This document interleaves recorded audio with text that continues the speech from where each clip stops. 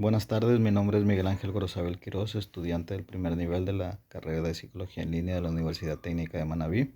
Como tarea de la materia Bases Biológicas del Comportamiento hablaremos sobre las fases del desarrollo embrionario. El desarrollo embrionario es un proceso de vital importancia y es necesario tener en cuenta las condiciones al momento de la concepción, ya que aquí se pueden desencadenar distintas malformaciones congénitas. Para estudiar el desarrollo empezaremos entendiendo el proceso que da origen a la vida y debemos entender que tenemos varias formas de estudiarlo, por desarrollo cronológico o por fases del sistema, fases biológicas del sistema. Empezaremos estudiando cada una fase con el respectivo desarrollo cronológico. Fecundación, día 1.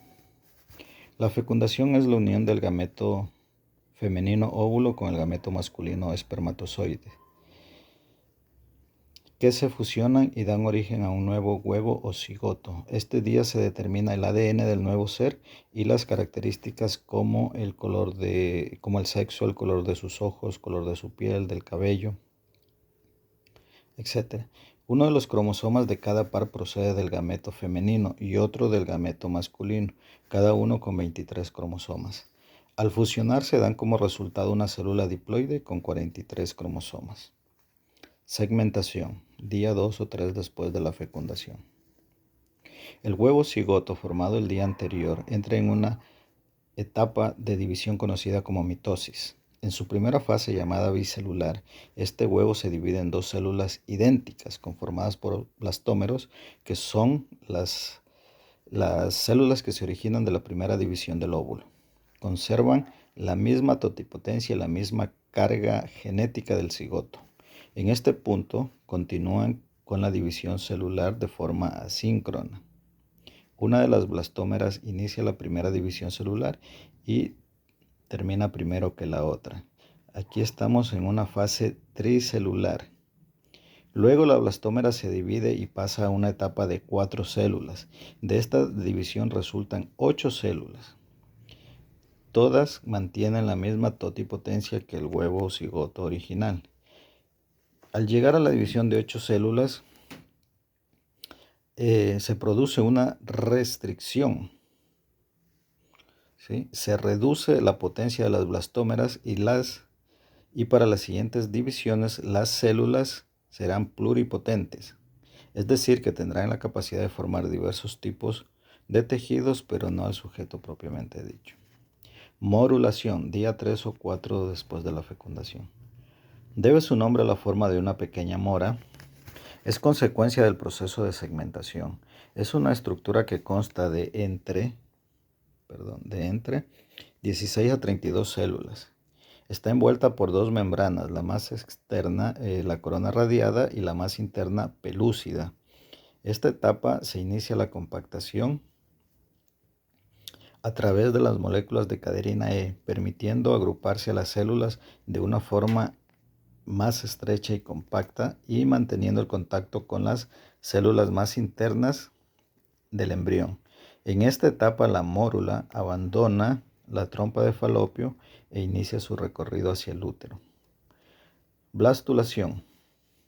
En esta fase el cigoto ha alcanzado un gran número de células y da forma a una blástula, que es una estructura de forma de bola con una cavidad en el interior llamada blastocele.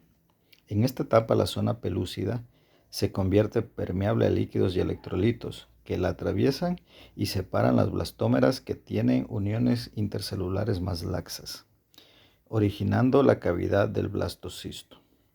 La parte externa de este blastocisto es el trifoblasto, que formará la placenta, y la parte interna es el embrioblasto, que formará el embrión. Al día 8, la blástula baja de la trompa de falopio al útero con dirección al endometrio. El día 9 se formará y diferenciarán en trifoblastos las lagunas que derivan del disco bilaminar, del hipoblasto y del epiblasto, y van a generar el ectodermo y el endodermo respectivamente. El día 10 a 12 el embrión ya está completamente inmerso en el útero. El día 13 inicia la circulación útero-placentaria. La gastrulación. En este proceso se constituye la tercera capa embrionaria, el mesodermo. La gastrulación se caracteriza por cambios morfogenéticos del embrión. Aquí aparecen las corrientes de migración celular, una corriente en sentido lateromedial y otra corriente en sentido rostro-caudal. Cuando estas dos corrientes convergen al centro del embrión, se invaginan a nivel de la línea media, formando la línea primitiva. Esta línea es dinámica y por migración de las células de las otras dos capas forma el mesodermo. Aquí se constituye el embrión trilaminar. Como consecuencia de la gastrulación, el embrión constituido aún mantiene el aspecto morfológico bidimensional, ya que sus dos ejes, longitudinal y transversal, siguen predominando sobre su tercer eje recién formado, que aún es extremadamente fino. A partir de esta fase, comienza a crecer el embrión y va adquiriendo su aspecto tridimensional. Cada una de las tres capas se desarrollará para formar órganos y aparatos. Como estamos viendo, en la gastrulación se forma el mesodermo previo a la interacción de las dos capas anteriores, ¿no? El ectodermo y el endodermo. Entonces vamos a entrar en detalle qué es el endodermo. El endodermo es un tejido intermedio, el endodermo es el tejido más interno de entre las tres capas, que son el endodermo, el mesodermo y el ectodermo. No todas las especies tienen estas tres capas. Según su grupo animal pueden ser diblásticos o triblásticos. Aún así, todos poseen endodermo, la cual se encuentra por debajo del resto. Por lo general aparece la tercera semana de la gestación y es la capa más antigua. A partir de esta nacen muchos órganos vitales como los alvéolos pulmonares, el aparato digestivo, las glándulas secretoras, la tiroides, el timo y parte de los riñones, vejiga y uretra. ¿Cómo se desarrolla? El embrión está formado por una sola capa. Esta pliega sobre sí misma y a través de la gastrulación nacen las primeras células. La primera de esta es el endodermo.